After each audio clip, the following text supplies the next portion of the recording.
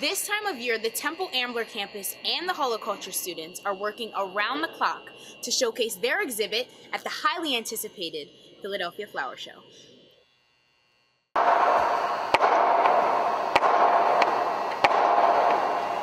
The theme for this year's flower show?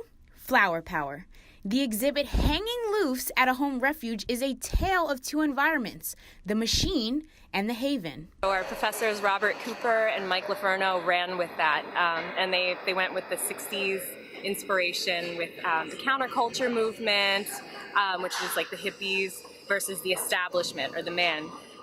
So one half of our exhibit represents the man, or what we're calling now the machine, and the other half is the commune or the haven. This small team of just 6 students have been working non-stop to make sure that their exhibit is one for people to remember.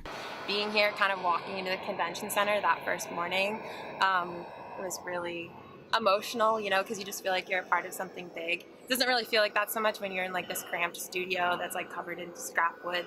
But once we got here, it was pretty cool. All this work was for something important, and people can get something out of it. Not only us, but people who walk through the exhibit can enjoy it, and possibly pick up on ideas for their house, and home gardening, things like that.